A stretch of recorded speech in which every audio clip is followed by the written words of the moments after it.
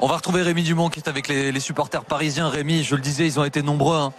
Plusieurs milliers à faire le déplacement malgré la grève, les difficultés dans les transports pour venir supporter le Paris Saint-Germain et malheureusement partir une nouvelle fois avec une élimination. Exactement, Jean-Baptiste, on est avec Johan qui vient des Vosges, qui a fait 6 heures de route pour venir voir finalement son équipe se faire éliminer. Johan, on parlait de Kylian Mbappé, parlait de détermination, de conviction ce soir. Est-ce que tu en as vu sur le terrain? Non, rien du tout. Non, on l'a pas vu. On pensait qu'il allait faire la différence, mais on n'a rien vu ce soir, rien. Toute l'équipe a été nulle à chier. On était nuls. On est déçus. Moi, j'ai fait 6 heures de route pour me faire chier, venir ici, dans un stade. On est avec tous les supporters, on était 4000. On est nuls. On a été nuls à chier. On est nuls. 0-0. Je suis déçu. Je suis dégoûté. Encore une fois, on passe pour des cons. On est nuls. Alors, Johan, au-delà de la déception, est-ce que c'est pas quelque part le mercato que vous êtes en train de payer en ce moment? Bah, le mercato aussi. Pourquoi le mercato? T'as le meilleur joueur du monde. T'as Messi, pareil, inexistant, on l'a pas vu. Ouais, les meilleurs joueurs du monde, ok, mais les matchs comme ça, on l'a pas vu. Il était inexistant, pareil.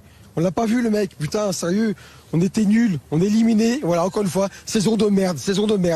Alors au-delà de la saison compliquée, est-ce que tu penses que ça va être compliqué de garder Kylian Mbappé en fin de saison? Ben non, mais il va se barrer le mec, il s'en bat les couilles maintenant, c'est bon, c'est fini. Voilà, il gagnera pas la Ligue des Champions avec Paris, il va aller ailleurs, il est foutu, il ira à Madrid, on gagnera jamais la Ligue des Champions, c'est fini. On est foutu, c'est fini. Fais chier, merde. Merci beaucoup, Johan. On voit qu'il y a une grosse déception au niveau des supporters. Rémi Dumont avec Alexandre Distel. Bon. Le Paris Saint-Germain s'arrête donc ce soir en Bavière, à Munich, après une victoire 2-0, là où le PSG devait s'imposer 2-0. Maintenant, il va falloir terminer la saison avec les questions, Jérôme, qui vont se poser dès ce soir et partout dans la presse demain matin, évidemment. J'avais juste une stat d'abord. Pour vous dire que c'est donc la 6e fois que le PSG se fait éliminer après avoir perdu le match aller à la maison, et à chaque fois au match retour en plus il s'est incliné à l'extérieur. Ça veut aussi dire quelque chose dans son histoire européenne et sa capacité, ou plutôt son incapacité à réaliser des remontadas, à renverser des scénarios qui sont compliqués. Je voulais juste vous donner cette précision là parce que ça veut dire quelque chose de l'état d'esprit qui règne dans ce club. Non mais c'est sûr que Choupo-Moting c'est le symbole en fait, c'est son 3e but marqué contre le Paris Saint-Germain depuis qu'il est au Bayern. Vous imaginez un petit peu, on parle souvent de malédiction avec Paris, mais vous imaginez quand même, ce sont toujours des anciens Parisiens qui éliminent le PSG. Donc, mais voilà, il a une personnalité. Il n'a pas eu la confiance au PSG. On lui a pas fait confiance. Et là, il s'épanouit au Bayern. Franchement, c'est un grand monsieur. Mais voilà, c'est toujours la même histoire avec Paris. On va regarder les images de cette rencontre. On va prendre le temps ensuite, évidemment, de se poser les questions sur la mise en place de cette saison, parce que sacrifié pour aller chercher et gagner ces duels-là. Joe, il y a 20 sprints d'écart entre les deux équipes, mais il y a surtout 10 km d'écart parcouru entre les deux équipes. 10 km de plus couru, enfin 9 exactement, par le Bayern Munich. C'est énorme. À ce niveau-là, c'est énorme. Mais bon, on l'a vu. On sait que Messi n'est pas forcément un joueur qui court beaucoup. Mais quand on voit la cohésion et la solidarité du groupe bavarois, on peut parler de toute la défense. Upamecano qui a été incroyable, Stanisic sur le côté qui a redoublé d'efforts. Et c'est là la différence, c'est que chacun se tient à son job et surtout se bat pour la même cause, qui est le travail d'équipe pour aller plus loin. On a l'impression qu'il y avait 2 périodes, des joueurs qui jouent tout seuls, il y a 2 partitions avec le PSG. Il y a 2 mi-temps, clairement, Jérôme. La première, on pouvait y croire. La deuxième, dès le retour des vestiaires, ça a été très très clair. Et j'ai envie de dire, je me mets à la place des supporters parisiens qui nous regardent. Pardon, mais ils en ont ras-le-bol. Ils en ont marre parce que ça fait des années que ça dure. Ça fait des années je pense à ceux qui sont venus là. Ils étaient 4000 à avoir fait le déplacement. Ils ont mis l'ambiance, hein. Ils ont chanté, ils ont encouragé leur équipe. Et une nouvelle fois ce soir, ils vont repartir avec une élimination. Regardez ce graphique, il est tellement flagrant. C'est-à-dire que ça fait 5 éliminations en 8e de finale sur les 11 derniers parcours en Ligue des Champions depuis que le PSG a été racheté par le Qatar. 4 éliminations en quart de finale.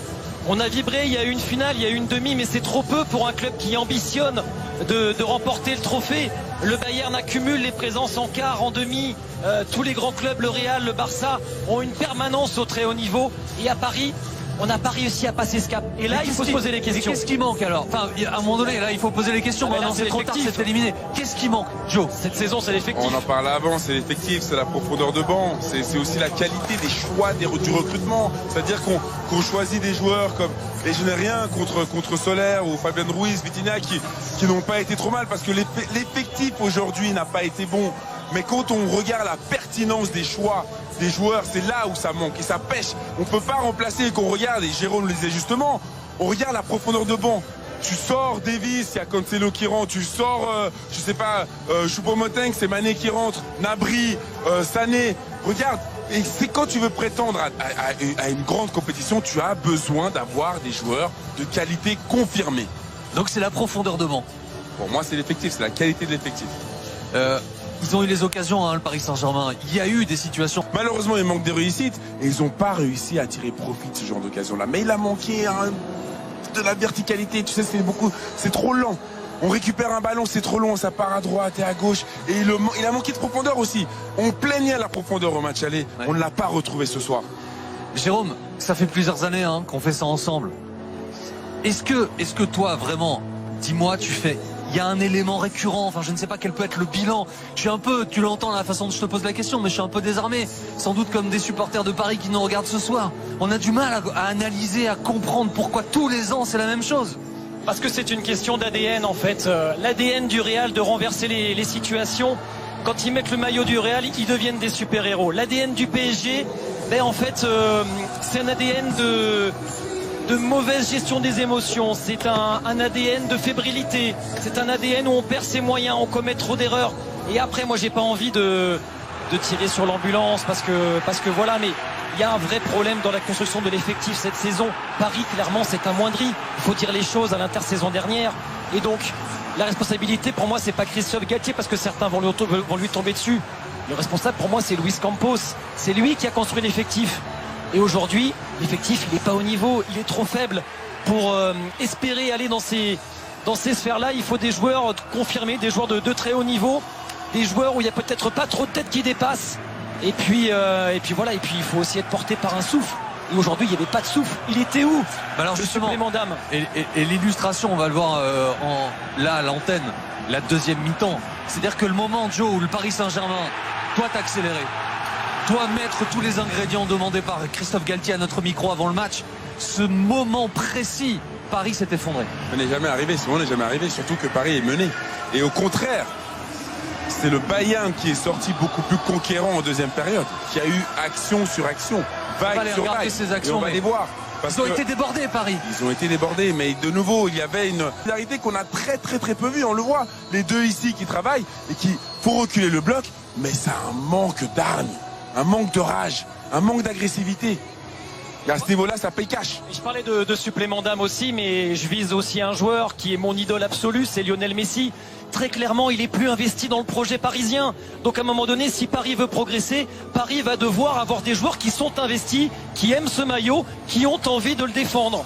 C'est tout. Et si Messi n'a plus envie de jouer au Paris Saint-Germain, qu'il parte à la fin de la saison. On aura profité un tout petit peu en Ligue 1 de son talent. C'était merveilleux par moment.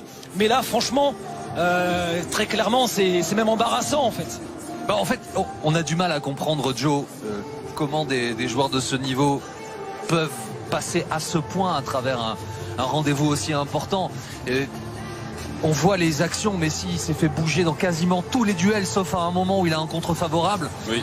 Mais sinon, sur tous les duels quasiment, il est en retard, il est à contre-temps.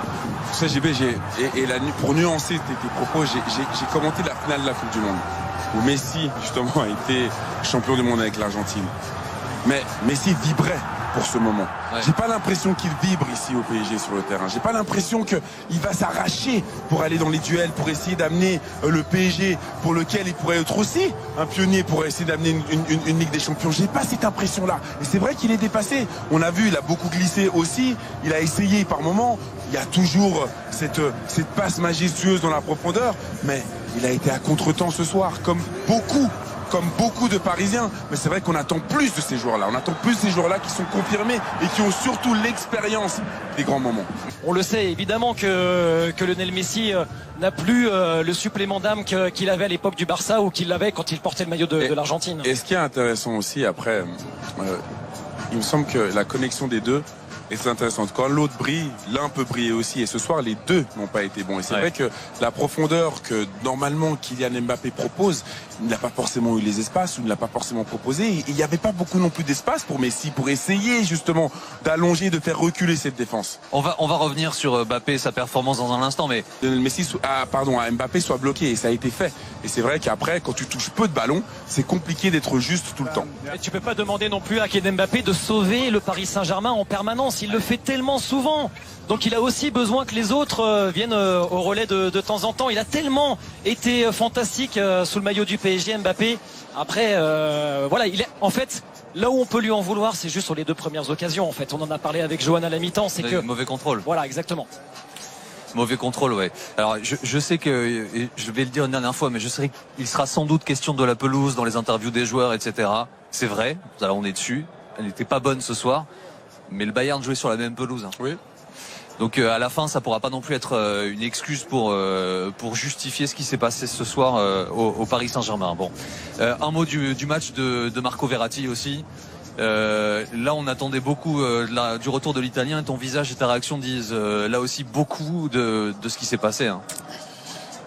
En fait, ça manque de personnalité. Ça manque de personnalité du sens où vous êtes trois derrière, il y a deux attaquants. Tu n'as pas besoin de venir sur la ligne des défenseurs pour amener cette jouerie. Tu peux rester derrière les deux pour justement amener de la verticalité et surtout une supériorité au niveau du milieu de terrain. Et ça a beaucoup été latéral. Ça a manqué de verticalité. Il perd 2 ballons. On va dire surtout le premier, qui est dévastateur, hein, parce que c'est un moment de match. Tu le vois s'énerver, Verratti, en plus, contre la... Il cherche la faute, mais il sait très bien qu'il n'a pas faute. Sur les 2 actions, le ballon est gagné, et proprement. Tacler en anticipant pour récupérer un ballon, conserver la balle 90% du temps, sauf malheureusement parfois sur les buts du Bayern. Il a aussi peut-être, ce que dit Joe, ralenti un peu le jeu à certains moments. Hein. C'était pas du grand Marco Verratti, mais en même temps, est-ce qu'on est surpris là aussi? C'est un joueur fantastique et c'est marrant de voir le décalage entre beaucoup de milieux de terrain disent s'inspirer de Marco Verratti, mais à chaque fois qu'on a besoin de lui dans les grands moments, il est pas vraiment là. Et Marco Verratti, il a 30 ans, il est plus qu'à 30 matchs maintenant de battre le record d'apparition sous le maillot du PSG, c'est génial et tout. Mais est-ce que c'est encore le joueur dont Paris avait besoin? Est-ce qu'il fallait le prolonger encore jusqu'en 2026? Sa prolongation date de 2022, donc de décembre 2022, donc. Ouais, c'est là aussi c'est pareil. Est-ce qu'il n'y a pas un plafond de compétences chez Marco Verratti qu'on voit maintenant en Ligue des Champions depuis plusieurs saisons? En tout cas, malheureusement pour lui, hein, il incarne clairement les discussions que nous avons toutes les saisons après les éliminations du Paris Saint-Germain. Je dis toutes les saisons, il faut être factuel aussi, objectif. Il y a eu une finale contre ce même Bayern du côté du PSG, mais c'est trop peu par rapport à l'ambition et à l'envergure des moyens déployés par les propriétaires de ce club, évidemment. Avant ça, je vous pose évidemment la question. Joe, Jérôme, est-ce que Christophe Galtier il a dirigé son dernier match de Champions League avec le Paris Saint-Germain selon vous? Parce que on en a vu passer des coachs, hein, malheureusement du côté du Paris Saint-Germain. Ils sont pas, tu le disais tout à l'heure, Jérôme, il n'est pas 100% responsable de ce qui se passe. Non, parce que pour moi le responsable c'est Luis Campos, c'est l'effectif qu'il a à disposition aujourd'hui. Il est déséquilibré, on en parlait pendant le match avec Johan. Tu perds Marquinhos, tu perds Mukiele, tu te retrouves à lancer un petit jeune dans une défense à 3.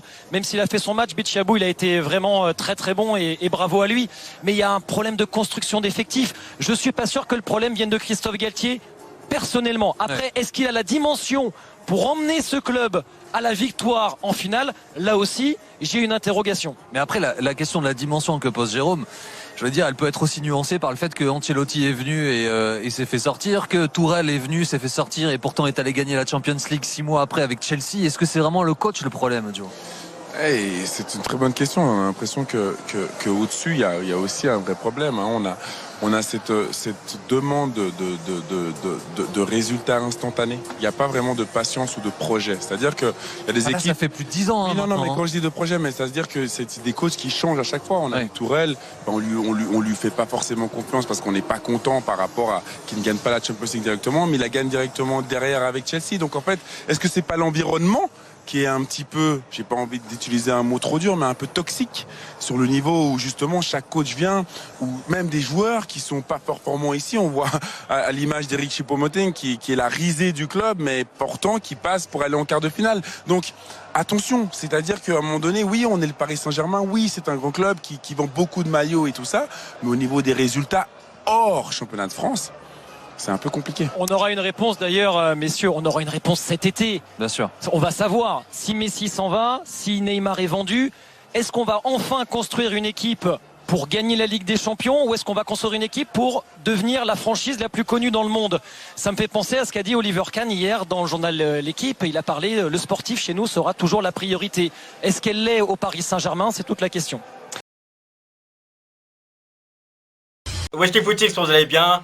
Moi je vous le dis franchement, au lendemain de cette défaite, de cette énième défaite, non, tu vois, non, de toute façon, on a vu dehors. Si vous voyez des gens qui étaient là en train de tirer la gueule, qui étaient pas heureux, c'était pas à cause du froid, je sais pas quoi, non, c'était à cause de la défaite. Ah non, on n'était pas bien, j'étais pas bien, je commence à avoir mal à la tête, je vais m'aller voir le médecin. Le médecin a dit, je vais pas donner de Doliprane, je vais pas donner de paracétamol, juste vous prescrire quelque chose, arrêtez de regarder les matchs du PSG. Arrête de supporter le PSG. Voilà ce qu'il m'a dit. Et il a complètement raison.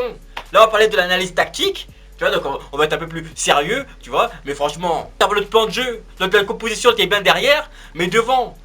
On pouvait pas tout miser sur Mbappé. Il fallait qu'on ait un ailier. Le sac que quand Mbappé dit pivot gang. Franchement, on s'est moqué de lui et tout, mais il a raison. Surtout qu'on a Hakimi qui peut monter, on a Nuno Mendes qui peut monter, mais quand faut centrer, il n'y a personne. Ça, il nous faut un pivot pour les têtes. Benzema, lui, il est complet. Il peut créer le jeu, il peut faire des têtes, il peut dribbler. Il est complet. Mais Mbappé, faut dire la vérité, le mec, c'est que la vitesse. C'est tout. Sinon, il a une grosse tête, mais il ose pas mettre sa tête. Il ose pas. Le jeu de tête, il est pas là. C'est pas Messi qui va aller mettre sa tête, non. C'est-à-dire qu'il nous faut un pivot, il nous fallait un pivot. Fallait même mettre Messi avec Vitinha au milieu, faire redescendre et mettre un vrai ailier droit. Ramenez-nous un Ziyech, ramenez-nous un Mahrez, ramenez-nous un vrai ailier droit. Mais le pire c'est qu'on les avait ces joueurs. On avait Di Maria, mais on n'a pas respecté. On n'a pas respecté. Angel, l'ange, tu respectes pas un ange. Toi, comment ça se passait?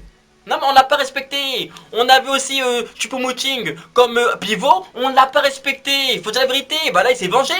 Tu vois, il s'est vendu avec un bon système et tout. Parce qu'on disait il est mauvais, il est pas mauvais. Il est juste dans un mauvais système. C'était tout. Coman, on l'a pas respecté, on n'a même pas donné sa chance. Donner la chance aux jeunes, à des mecs comme Zaïre Emery et tout donner. Mais il nous faut vraiment une équipe. C'est le problème. Le Liverpool de Klopp, quand il y avait Mané, Firmino, Salah, c'était une équipe, un collectif. Voilà ce qu'il nous faut. Qu'on attaque tous ensemble. Pas qu'il n'y en a qu'un qui défend, l'autre ils défendent pas. Non, il nous faut une équipe. Franchement, un collectif. À chaque fois, les dernières équipes qui ont gagné, il y avait une star. Il y avait une star et après, il y avait une équipe derrière. Même le Real Madrid, la star, c'est Benzema. Parce qu'il brille. Il est comme ce ballon d'or. Il est obligé de briller. Le mec, tu le mets dans l'obscurité, il va réussir à briller. Il va réussir à t'éclairer. Il est comme ça. Il est obligé de briller. Mais tu vois, mais le mec, il brille sur le terrain, mais il fait briller les autres. Alors qu'Mbappé peut pas créer le jeu. Essaye de développer ton jeu, toi aussi. Depuis 2017, t'as le même jeu. Que courir. Développe un peu ton jeu. Ton jeu de tête, il est où? L'intelligence de jeu, créer le jeu, il est où? Donc voilà, je vais le redire, il nous faut un collectif. Le Real Madrid, c'est un collectif. Liverpool, c'est un collectif. City, c'est un collectif. Et le Bayern, c'est un collectif. Alors que nous, on a juste des égoïstes. Ils sont là, il y en a un qui veut aller au McDo, qui veut que faire la fête, il veut que dribbler. Il y en a un autre qui veut que marcher. Ah, le mec, il joue plus au football, il est en mode footing. Ah, lui, c'est ça. Lui, il est en mode randonnée. Il veut que marcher. Et il y en a un autre, il veut que courir, que sprinter. Non, le mec, il croit qu'il est aux Jeux Olympiques. Au 100 mètres et. Voilà, c'est ce qui nous manque. Il nous manque une équipe. Voilà. Et tant que le club n'a pas compris que acheter des stars et des stars ça sert à rien, on n'avancera pas. Donc dites-moi ce que vous en pensez dans les commentaires. Est-ce qu'il faut changer et vendre Neymar, vendre Messi au prochain mercato? Il faut absolument qu'Mbappé se barre. Dites-moi ça dans les commentaires. Et on se capte plus tard.